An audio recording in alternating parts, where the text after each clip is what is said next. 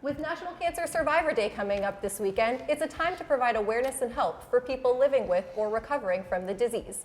NCC News reporter Andrew Polino takes one look at a survivor's story. Andrew? Thanks, guys.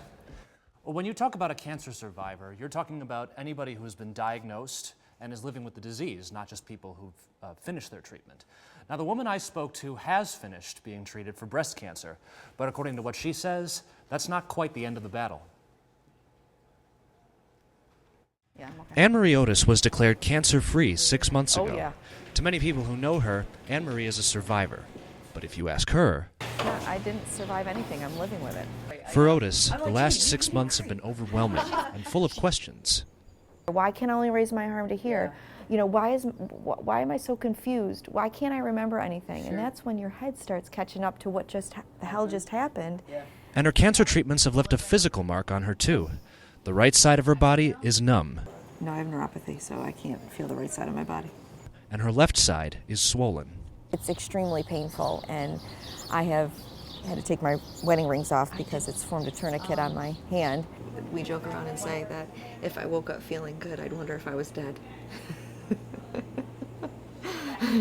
These are problems survivors will face for the rest of their lives, and Otis says they do need help, but you have to know how to help. Dr. Sue Segretti has been helping cancer survivors for years, and she says the more specific you are, the better. Could I take your kids for an hour? Could I take your kids over, give your kids a drive to soccer practice? Could I make dinner? Just show up and do things. And what's the best way to help a survivor like Marie Otis? Not make me go to my soccer tournament.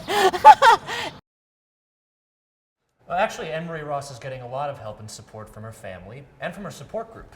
She meets this weekend with fellow cancer survivors, if you still want to call them that, and she says they give each other the best in terms of listening and encouragement. After all, it takes a survivor to know one.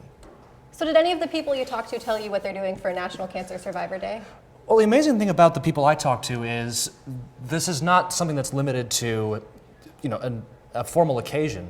Both Dr. Segretti and Anne-Marie do this on a regular basis as part of their lives.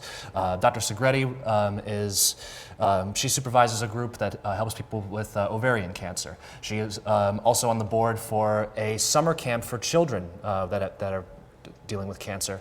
And Anne-Marie is part of a team that helps raise money for people who are dealing with cancer and have to meet their expenses. She's done a lot of charities and fundraisers. So supporting people with cancer is a full-time job for them. Every day for them is Cancer Survivor Day.